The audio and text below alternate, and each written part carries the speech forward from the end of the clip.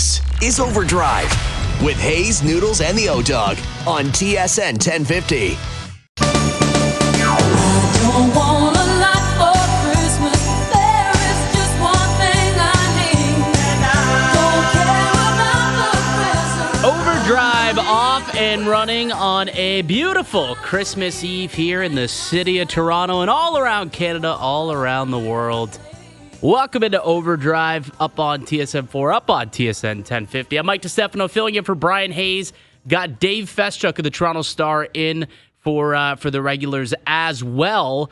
What's going on, Dave? How we feeling very merry this Christmas Eve or what? I'm feeling good. I want to know how you're feeling, Al's brother, because when we left the studio last night, you pointed out that you needed to go somewhere that I felt was a very dangerous place. To the STC. Right. I thought you were talking about St. Catharines. Not St. Silly Catharines. me. I am an idiot, as it's been said many times. You were talking about the Scarborough Town Center. Yeah. I just drove by the Scarborough Town Center. The zoo. It looked like chaos. It's a zoo. Incarnate. How did you do there last night? I did well, actually. I did end up finding a couple of things for the family. I had to get something for my brother and my sister and a little something else for my dad, and I ended up finding what I needed to get. So, it worked out well for me, and I was there right till the end, let me tell you. That place closed up shop at 9:30. I think I didn't get to my car till about 9:38. Wow. Oh, yeah. I was there. I was looking around, but I think I got the right gifts. I think I did. I'm not a gift card guy. Like, everyone told me, it's like, at that point, you just got to go gift card. Right. I'm not that guy. I can't do gift card. I can't do that. I just think there's, like, look, if you're gift card people, whatever. There's a big debate in the world. Are gift cards inappropriate? I personally don't feel there's much effort or thoughtfulness in a gift card. No. And I just don't. I want to give you something that I think you'll enjoy, you'll appreciate. I get it. You can get whatever you want with a gift card. But that's just my own personal policy. So I had to get out there and get the gifts, and mission accomplished, people. Mission accomplished. Okay, I'm with you on the gift card. Like, if you're going to give me a gift card, why don't you just peel off a bill? Yeah, just give me cash. 50, at that 100, point. whatever it is. I don't like the gift card thing. To me, it's one of the great scams in retail history because the bottom line is you lose these things. You lose your gift cards. Guess what? Well, they used to expire too. They expire. There's all kinds of controversies with them. There's no controversy with cash. It's just you have it, and you generally do not lose it. You guard it with your life. Yeah. I also I always forget that I have gift cards too. Like I literally was just that. I had still a couple of last minute things I had to pick up today on my way in, and I went to Canadian Tire, and I went and I paid, and then once I got to my car, I realized I had a Canadian Tire gift card. I could have used the Canadian Tire gift card to pay for my items. I completely forgot. Used the plastic, and now I'm sitting here and I still got the Canadian Tire money. I'm like, okay, I got to remember next time I'm there. Yeah. That's a big issue. I always forget that I have gift cards. Oh, LCBO too. I'm the worst for it. Yeah. I always remember after I make my purchase. I'm sure like these retailers, they're just like, they love the fact that people lose their gift cards because it's just free money for them. Right? Exactly. It's an outstanding proposition for them. So you navigated the parking lot. You got in there at rush hour. Yeah. You got in and out, and you were the guy that the employers were like, would this guy just leave the freaky store? We're trying to close the store. Pretty much. Yeah, they hated my guts. Register. They hated my guts. Yeah. They absolutely hated my guts, that's for sure. But it's all good. I had to get it done. Mission accomplished, and I guess stay tuned later in the week to see how everyone enjoys their gifts. We'll be back on Friday, you and I. So you put in a better effort yesterday afternoon than the Leafs. That's for sure. Yeah. That's for sure. Yeah, Leafs 5-2 loss to the Winnipeg Jets, and we were on the air when the game was ongoing, so we were keeping track on what was happening, but overall, you go back and you watch the game last night. I rewatched it and got a chance to see what happened, and it really just wasn't a good effort, and it seemed to get worse and worse as the game wore on. And Toronto, they could really use this Christmas break. That's what I've come to the conclusion that they played a lot of hockey. Mm-hmm. Like, let's be honest, it is a lot. I think last night was like the fifth game in 7 nights or 8 nights, and they had a back-to-back beforehand just a couple of days prior, and they get an afternoon game. They've played a lot of hockey. There's a lot of injuries right now. Chris Tanev was a scratch in that game yesterday. Obviously, Austin Matthews dealing with his injury. He wasn't playing. The Leafs really, really could use this upcoming Christmas break to try and just reset and get back going in the right direction when they return. Yeah, three full days off here before they go back-to-back at Detroit and at home to Washington on Friday and Saturday. So it's not exactly a long break. No. But it's a few days, and you're right. They could use it. I mean, Anthony Stolar's still out. There's a lot of pressure on the guys that remain when you lose such key players. Like, I can't think of 3 more key players.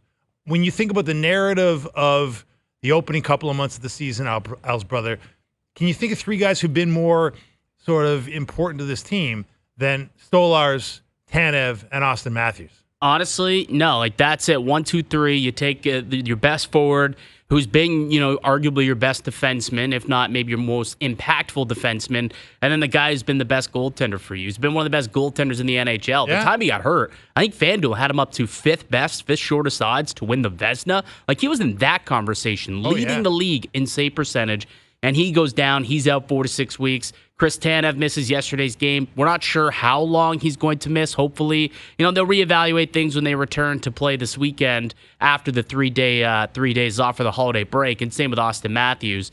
But I just the health of the team right now, and that's really been a big issue all year long. Like, this team, they really, really have dealt with a lot of injuries. Think back to in November, all the injuries that they had dealt with. Like, at the time, they were down using like Alex Steed. Yeah. They had to sign Nylander's brother, Alex Nylander, ended up signing a professional contract to play a handful of games. It took 7 injuries to get down to that level where they just needed to get a guy who could play NHL games. That's been a big storyline to this point in the year has been the way that the Leafs have had to navigate and battle injuries. And what's funny, Dave? I look at the team, I look at their record, and it's kind of a major checkpoint right now in the NHL, right? The Christmas break, everyone's done playing. Last night was the last slate of games. You can kind of just take a look over the next few days and, look at the standings, look at the stats and say, okay, who's where and what's going on? And we can look at the Maple Leafs and we see pretty good record, 21, 12, and 2.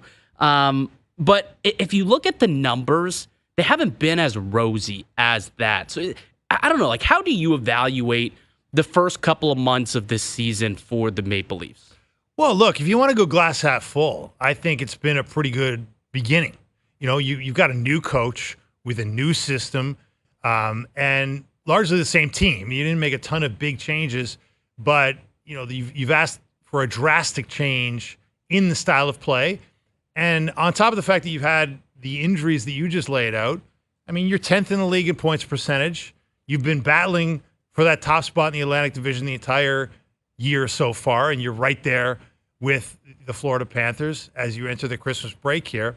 And, given the fact that Austin Matthews hasn't been at his best coming out of training camp, missing the number of games he's missed, I think it's been a pretty positive start for the Maple Leafs. It could have been a lot worse if not for tremendous goaltending from Stolarz and Wall and, some really good defensive play from, Tanev and McCabe as that shutdown pair at the top of the batting order for the defense corps. And that's where I think, you can look at it both ways, glass half full, and you can look at the approach. It could have gone a lot worse. And I think you look at goaltending and how, elite that tandem has been between Stolarz and Jonathan and Joseph Woll, and how good that they've been keeping pucks out of the net, right? Defending has been great, but then you look at the last couple of weeks, and it feels like it's kind of fallen off a little bit. Like you look into the numbers, into the analytics, and like the month of December has not been great. The team that's ranking 25th in expected goals against, 26th in high danger chances allowed, and this is a team where the first couple of weeks was leading the NHL in these categories. Right. Like, why do you think that it has really fallen off here the last few weeks? Well, look, one of my theories would be, and it's a theory, it's based on observation of this team for an awfully long time. Like the 8 years plus of the Matthews-Marner incarnation of this team. And I think it's a team that has a short attention span at times, right? So I think they came sprinting out of the gate playing for Berube and playing the way Berube wanted them to play. The challenge for Berube is going to be keep getting them to do that in late December and into January and into February and into March and then into April. And these guys, got it. They've had a history of playing really well, locked down for short stretches. So it's the long stretches that have been a problem. So is this a speed bump or a flag for you, what we've seen over the course of the last couple of months? Because, again, we've seen elite stretches, as you mentioned, of this Maple Leafs team under Sheldon Keefe. We have seen elite stretches. This team has been a terrific regular season team, but it's the inconsistencies that have kind of plagued them over the course of the last few years. Is this one of those stretches where you're looking at the team and you're still seeing a lack of consistency from the group on a night-to-night basis? Like, again, you look at how well they played against Buffalo. Pretty good. Then they come out the next night, and they were terrible against the Islanders, terrible against the Winnipeg Jets. Like, it's just inconsistent hockey is what we've seen out of this group. Now, is this a matter of the team's tired and they really could use a rest? They've just played a lot of hockey. The injuries have really been piling up. Or, again, is it more of a mental mindset, I suppose, of this team just can't seem to play with any amount of consistency? Yeah, I think that's what it's been over their history. And look, I also think like it's instructive for Brad Treliving and Craig Berube because you come out of the gate and you're not sure what you have, and now you're sort of finding out what you have, right? And maybe you're finding out that you don't have as much as you thought. Maybe you at first, the first few weeks of the season, month and a half of the season, it's like, wow, this defense core is really good. We're not even talking about the defense core. Well, suddenly, you see a couple of moments where McCabe's out for a while, or Tanev is out yesterday. OEL's dipped. Riley hasn't looked very good the last month or so. That's another point of emphasis that I would make, that your best defenseman has not really been your best defenseman. Certainly hasn't been providing the offense that Morgan Riley customarily provides, or at least Morgan Riley has provided at peak Morgan Riley. And there's been a lot of talk from Berube about the need for defensemen providing offense. Yeah. It just hasn't come. Okay, so that's probably pretty low on the list of their problems right now. But again, what is this opening part of the season revealed? Maybe it's that you don't have as much defense depth as you thought you did. Yanni Hakanpää's been a non-factor. He was one of your marquee signings in the offseason. He's played 2 games total, and we're not sure if we will actually see him play any meaningful games down the stretch here, given the state of his knee health. Yeah. So, maybe your shopping list, Al's brother, for March 7th is a little longer than you thought it would be. Well, so let's get in the festive spirit here, Yeah. Dave. Let's get in the festive spirit. It's Christmas Eve. There's going to be a lot of gift exchanging over the course of the next, 24 to 48 hours with a lot of families and friends and whatnot. If you were to gift something to the Toronto Maple Leafs, something that they need, something you believe is on their Christmas wish list, what would it be? Number one would have to be, and I'm not sure how to give this. So I would try maybe the magic amulet endorsed by John Tavares that allegedly has healing properties in the name of goaltender health. Because Al's brother, I don't care about Austin Matthews' health. That's important. Defense health, that's important. But nothing is more important to this team than the health of Anthony Stolarz and Joseph Wall. See, I push back on that. Okay. I think Austin Matthews' health is probably more important. Obviously, they're both important. That is very clear. But I would argue that if you had one amulet that you could rub all over these players and get them good health for the rest of the year, you're telling me that you would rub it on the goaltenders as opposed to Austin Matthews? Yes, because you can win. You won 2 playoff games. You won 2 playoff games last spring without Austin Matthews in the lineup. You could not win the biggest playoff game when Joseph Wall was hurt, okay, in Game 7, right? That to me that says a lot, okay? You can overcome the loss of a forward, a defenseman. You cannot overcome the loss of both these goaltenders, okay? If you're down to both, sure, yes, I guess, and I think you need 2. This is a league now where one guy does not suffice, okay? These guys do not have the mileage on their odometers or the proven mileage on their odometers to tell you that you can get by with one, okay? And you do not want to be dipping into the Dennis Hildebees and Matt Murrays of the world at key times in this season to see what you have, because you know what you have back there. You've got guys that are a long way from being at the top of the NHL depth chart, okay? They're decent, stop starter goaltenders or spot starter goaltenders in Hildeby and in Murray, but they're not guys you want to be counting on at a key moment. No. At the end of the season. So you need both these guys, Al's brother, in my view. I mean, that they've been absolutely essential to the success that this team has had so far, as tenuous as it is, as you point out, and as maybe as much as it's showing cracks as we enter the Christmas season here. If those guys are healthy and able, they can cover over a lot of those cracks. You're right. That is true. Because you look at the first couple of months and even the last couple of weeks here, the Toronto Maple Leafs haven't played very well, and their underlying numbers would support that. But the goaltenders have been able to really, really step up and make some big saves and keep the team into it and steal a couple of games. We've seen a couple of those steals where the Leafs are in the goal lead category on being on their end as opposed to getting goalied a few times Which this we month. haven't seen. No, usually it's the other way around. Right. And the Maple Leafs haven't been able to do that. But we're talking about, the captain. Like, that's the thing. He's the captain. Toronto's captain now, Auston Matthews. This team just isn't as good. They aren't nearly as deep when he's not in the lineup. And I understand goaltending is everything, but the biggest issue that this team has had come playoff time has been goals, not keeping pucks out of the net. They've been able to keep pucks out of the net no matter who's been in goal, realistically. Like, you look back at the last few seasons, whether it's been Samsonov, whether it's been Joseph Wall, whether it's been Jack Campbell at times, Freddie Anderson, like, they've had decent goaltending. They just haven't been able to score. And when Auston Matthews is at the line, and I know Auston Matthews has not been a massive goal scorer come playoff time either. I get that. But he also has not been relatively healthy come playoff time either. Like, you look back a couple of years ago when they finally booked their ticket into the second round for the first time in 20 years, they laid an absolute egg that year in round 2 against the Florida Panthers. Yes. Auston Matthews was a shell of himself in that series. He couldn't skate. He was so beaten up, he could not play. And that was really evident. And that team stood absolutely no chance. No matter how good the goaltending was, they couldn't muster up. They didn't score more than 2 goals in that entire series in a game.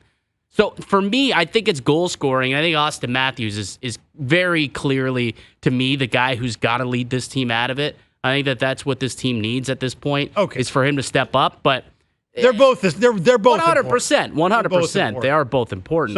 So I'm going to give the amulet for goalie health. You're going to give Auston Matthews more of the goat's blood or the fluid from the comb of the hen that you can get in Munich, Germany, injected into whatever. Are we going back to Germany? Yeah, it didn't work the first time. Going back to if it worked for Usain Bolt and Tiger Woods, and true. Kobe Bryant, it's got to work for Auston Matthews eventually. I also think, like, if you're giving them good health, I suppose, I think they also could use an injection of some depth down the middle. I think that's ultimately what this team is going to need. Like, we look forward. Yes, it'd be nice to get on Christmas. It'd be nice to get it on Boxing Day. But if you look forward towards the NHL trade deadline, I think the Leafs are going to be in the market for a middle six forward, whether that's a second line forward or a second line center or a third line center who can be a good matchup defensive center. I think that's ultimately what the team is going to have at the tippy top of their Christmas wish list come later on in the season. So if I could gift them that, it'd be one of those players, whether that's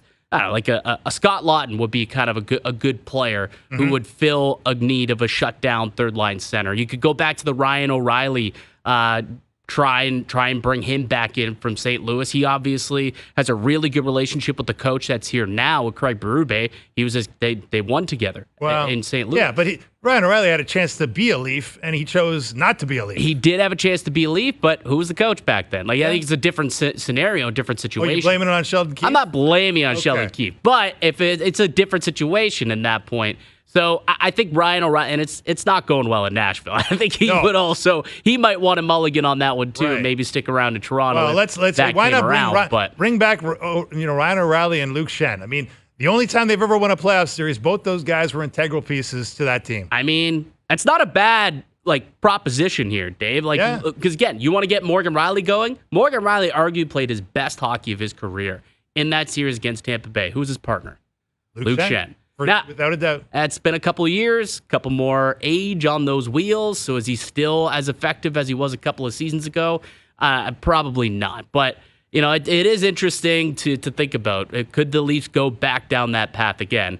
It would be kind of interesting to see. Hey, I mean, there are worse ideas, okay? I mean, hey, and there's been all kinds of ideas about how high should they aim when it comes to that center depth you're talking about. We've had the guy that sits in that chair has been talking about free Crosby from Pittsburgh. Bring in Sid. If Sid, of course, that would be Sid's choice to leave Pittsburgh. It would be a lot easier to say go aim higher if Tavares was not having the season that he's having, though. Yes. Now, can he continue it, I suppose, is the question. But, one of the more under-talked about storylines, I think, from the early point of the season is the success that this guy is having. John Tavares has 17 goals at this point, scored twice yesterday up to 17.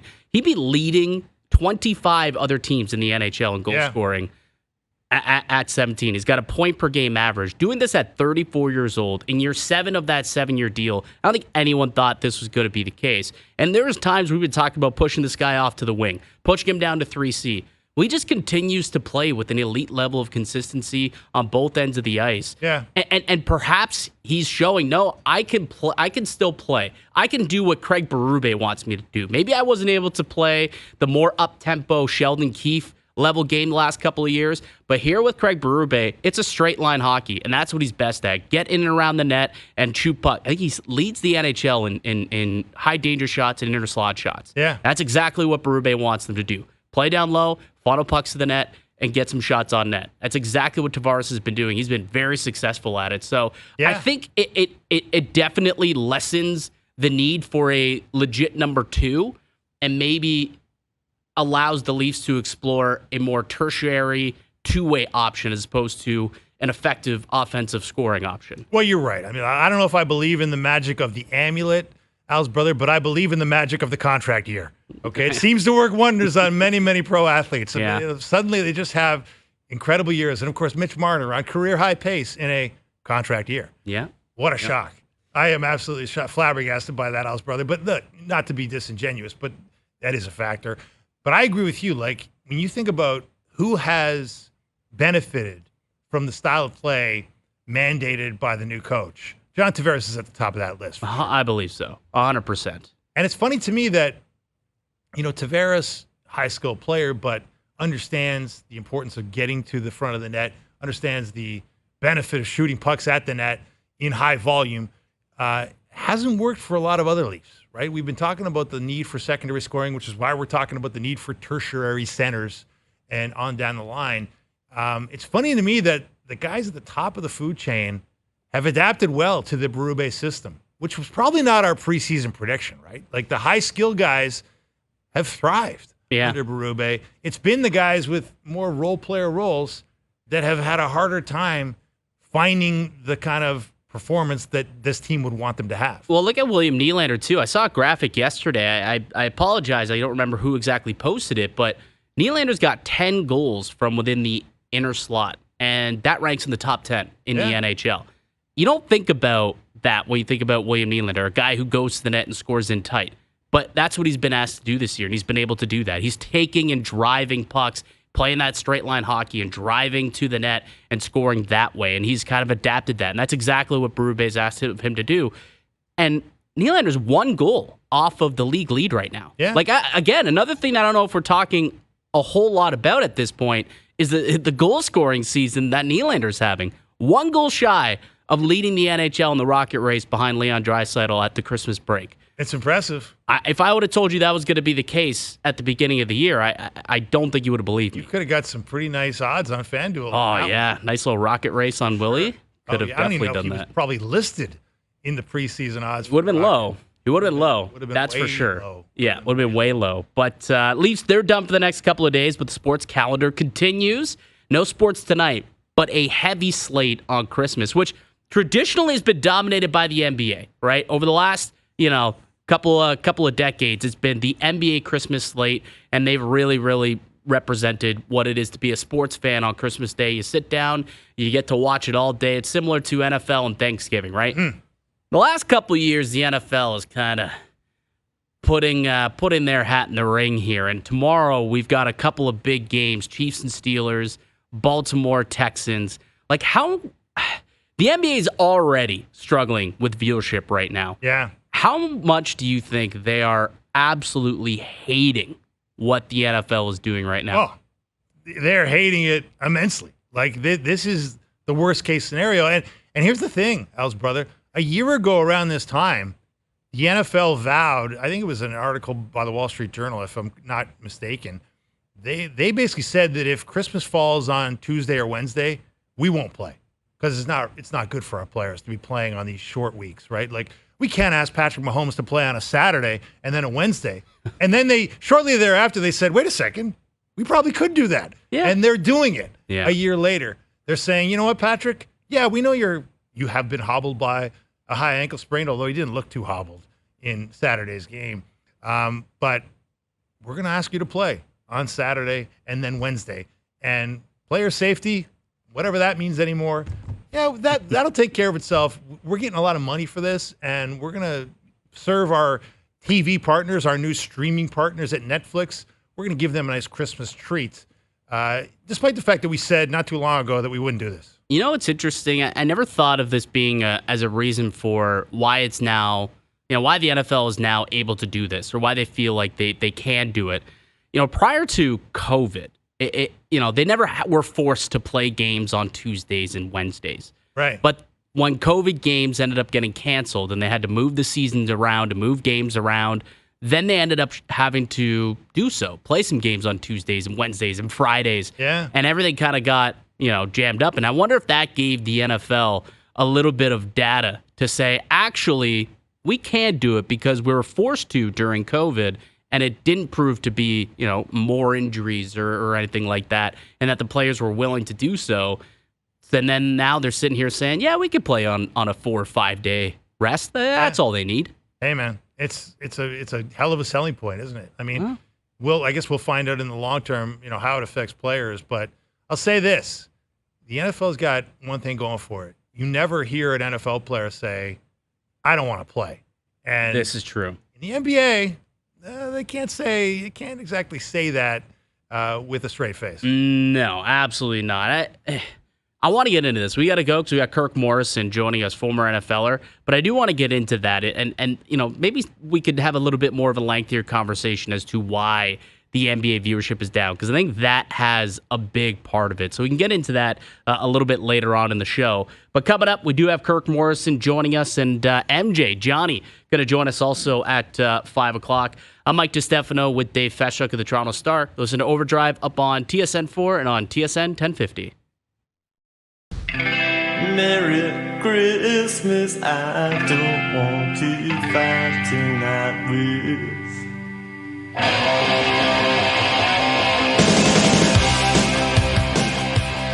OverDrive continues up on TSN 4 and on TSN 1050. Mike DiStefano filling in for Brian Hayes. Got Dave Feschuk of the Toronto Star in with me. Wasn't a great ball game last night. Not a great ball game. That is an understatement. Yeah, 34-0. It was the first time all season that a team had been shut out. The Packers crush the New Orleans Saints. And I don't want to say I predicted a 30-point win, but I did predict a 30-point win. I didn't think they were going to get shut out. You predicted a 14.5-point cover. I certainly did. And I mean, look at the roster the Saints put out there last night. Like, that offense, if you ask any fair-weather football fan, they might have been able to name one skill position player on. It really was kind of an embarrassing roster that they had to field. Joining us now to talk about the Christmas slate coming up this week is former NFLer Kirk Morrison of SiriusXM. What's going on, Kirk? How are you? Well, how are we doing today, fellas? We're doing great. We'll look back on last night's game, I suppose, and it was an absolute blowout, obviously. The Packers putting together a pretty good performance over the Saints, but you look at that Saints team and that offense in particular, like, how could an NFL roster look like that in a primetime game? How do you think the NFL felt about that one? Well, I mean, it looked like a great game when the way that the beginning of the season started with the New Orleans Saints. Remember, they were the 2-0 champions of the NFL after the first 2 weeks, having scored multiple points against the Panthers. And remember, they blew out the Dallas Cowboys. We said, "Oh, everybody, watch out." And then they go on a losing streak. They fire their head coach, Dennis Allen. Look, Derek Carr hasn't been healthy. They've been going back and forth between Spencer Rattler and Jacob Hayner at quarterback. Remember Chris Olave, their outstanding wide receiver. He's been banged up. Remember on IR with the concussion situation. They lose Rashid Shaheed, who's one of the outstanding young receivers in this league. He goes on IR. So that's not the same team that we saw earlier in the year. And that's unfortunate because I think that there's a better representation for the New Orleans Saints than we saw last night. They're just going up against a juggernaut in the Green Bay Packers, who are definitely hitting their stride at the right time. Yeah, do you think the Packers and what you saw last night, I think after the game, LaFleur was saying how that's the first time that they've been able to win in all three phases and win in all four quarters in a full 60-minute performance. And last year, you remember, there was a big back half surge for this team, similar to what's happening this year. Are the Packers becoming a team to be aware of in the NFC? Are they the third best team in their own division, though? How crazy is that? That is quite insane. Good point. I mean, yeah, like they're a threat, but it's crazy to think that this is a season in which they're a threat, but yet they may be the third threat in their own division, as we've seen the way that Minnesota has been able to play this year, and obviously Detroit, who continues to get it done despite all of the injuries they've got as a team, especially on defense. But I'll give Green Bay their credit. I mean, they're a team that right now looks to be in a position of the way they run the football, the way they're playing defense under new defensive coordinator Jeff Hafley. They've got some things and pieces in place that you have to like their positioning on. It just depends on right now who they draw in that wild card round. Right now, it seems like it may be the Rams. If there's a 3-6 matchup, if the Rams win their division, and then Green Bay kind of stands pat and they're the number 6 seed. So I can see that, but they earned a lot of confidence last year. I know it's some new guys, right? Josh Jacobs and a couple other players who they've drafted, but they earned a lot of confidence being a 7 seed, going to Dallas and beating them last year. So they probably have that carryover again this year. So, Kirk, let's look ahead to the Christmas Day games tomorrow. You got the Chiefs and the Steelers and the Ravens and the Texans. And before we get to the matchups, I was curious. You played in the league a long time, for 8 years. And I'm wondering how you feel about the idea, because it was only about a year ago that the NFL was saying, we won't play on Christmas Day if Christmas Day falls on a Tuesday or a Wednesday. Here it is on a Wednesday, and the Chiefs are going to be playing their third game in 10 days. What do you make of that from a player safety, player health perspective, and in terms of the gameplay we might see because of the grind on these guys? Well, I mean, the Chiefs are 2-0. If they win this next game, they're 3-0, and they've got like a 2-week off break that they probably may not even have to play in that final week 18 matchup versus the Denver Broncos. Look, I've always said this. The NFL is very challenging. It's very hard. But they make the schedule the way they do, and it's not like it's just for one team. They make it for multiple teams who have this similar schedule. The same could be said for the Houston Texans, Baltimore Ravens, Pittsburgh Steelers, who are all playing good football at the right time. The NFL, if you turn it on, we're going to watch it. And I think over the last couple years, you've seen that. I've been to a Christmas Day game a couple years ago, the whole slime game here in Los Angeles with the Broncos versus the Rams. And people showed up, people watched. If you put National Football League games on television, the consumer is going to watch it. And the NFL realizes that, and now you're putting two marquee matchups on Christmas Day. I know I'm going to be watching. I would love to even be there. It's definitely taken over the NBA, but, again, just to kind of go back to your player safety point, I feel like this is what everyone has to go through. Everyone is going through it. And I've always said this, at the end of the day, you never hear people complain after the game. It's maybe before, we're hurt, we're banged up, but you never hear people talk about it afterwards, because that long break, man, always feels great. And those teams will have a lot of time to rest up before they have what I think, they're all making a playoff, so that's a little bit even easier now that they've got a little bit of rest going into a possible Week 18 matchup that they may need to play hard in, or giving them an extra week of rest if they've already feel like they've got their seating already in lock. With Kirk Morrison, former NFLer, and let's dive into this matchup, Chiefs and Steelers. I think it's still 2.5 is what the spread is currently over on FanDuel. Yeah. And the Chiefs, it's been an interesting season. I mean, they're 14-1, but there's been a lot of close calls in this one. Do you expect another close, gritty game here between the Chiefs and Steelers tomorrow? Yeah, absolutely. I mean, it's a home game for the for the Pittsburgh Steelers. To me, we know it's going to be a close game, close matchup. That's the way the Steelers play. Games are always coming down close.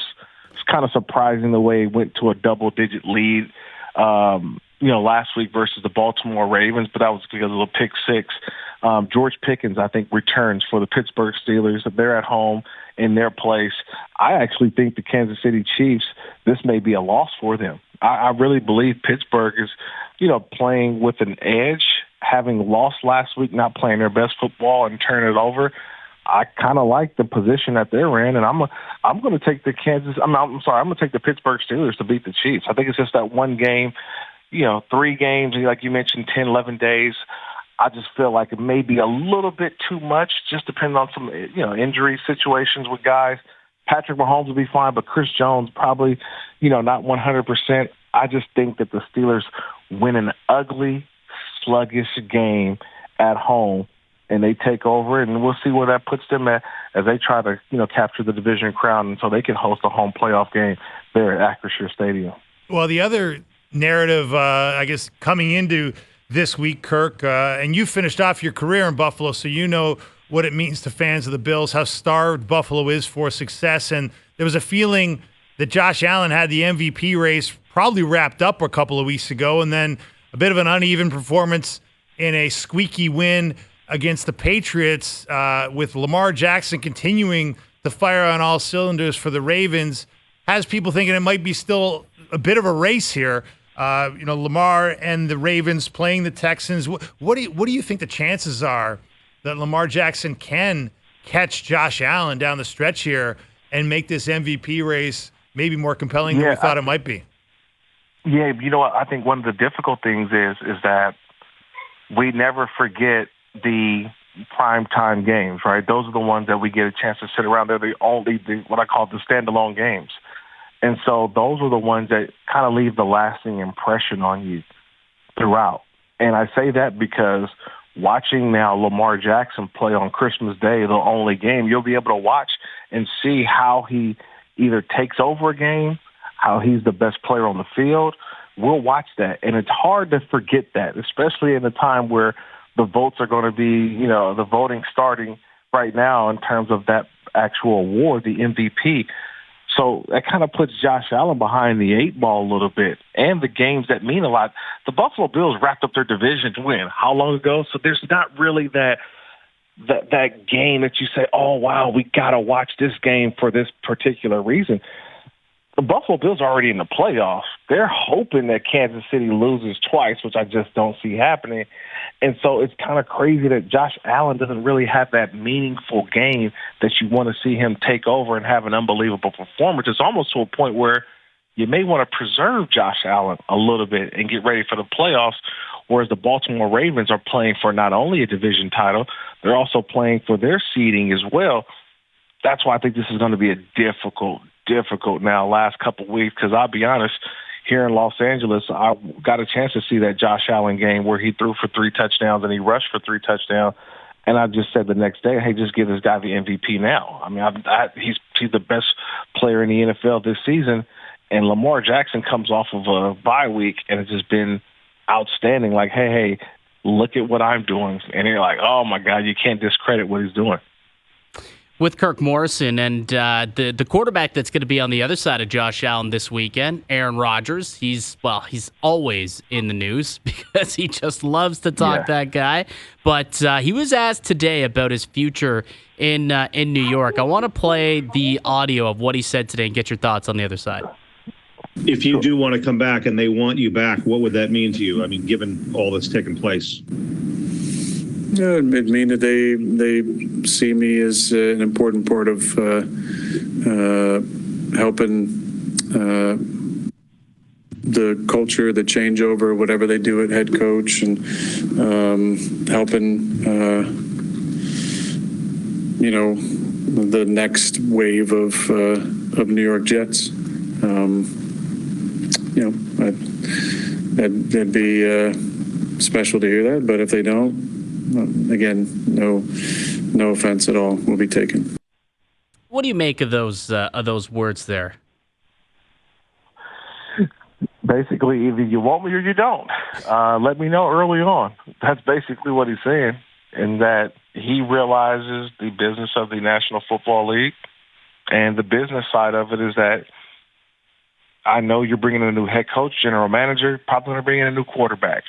And if I'm not a part of those plans, let me go somewhere else and I can kind of find a spot that I can be in. Or would you want me to be a bridge quarterback? Is that something that is in the cards as well?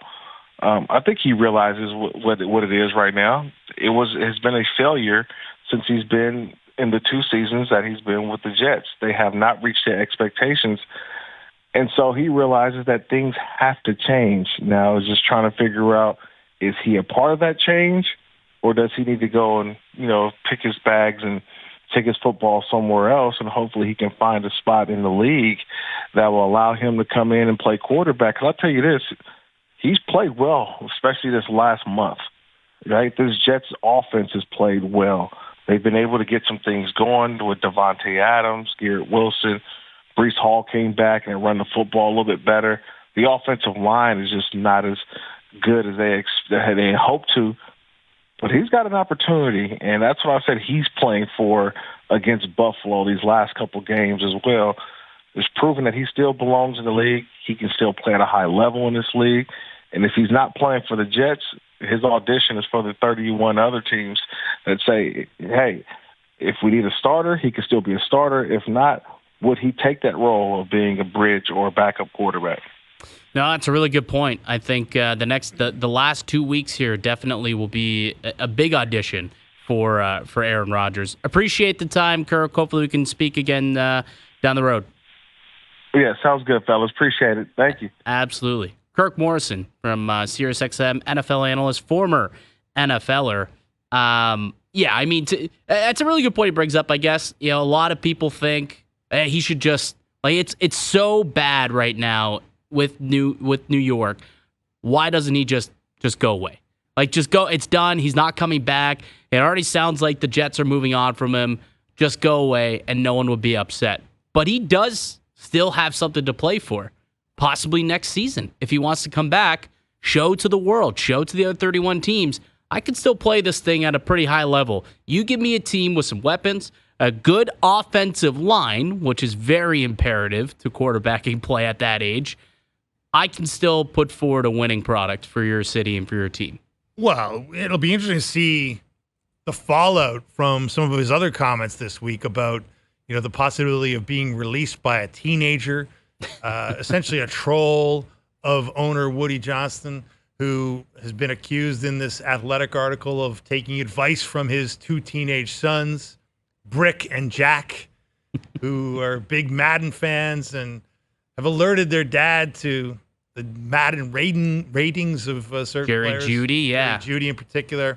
And it's alleged that this team is essentially run by video game.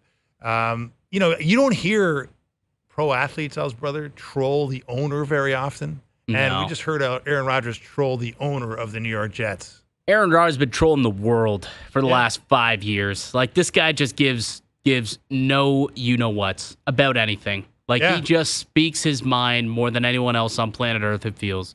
And we'll see if it costs him. I will be curious to see how many teams would be lining up for his services. Well, I'll tell you what, it hasn't been great in the full scope of the season, and obviously very disappointing for the Jets, because there were people, I don't know where you stood on Jets preseason Jets prognostications. Well, they were, if I'm not mistaken, favored to win the division at the beginning of the year. It seems ludicrous now. Yeah.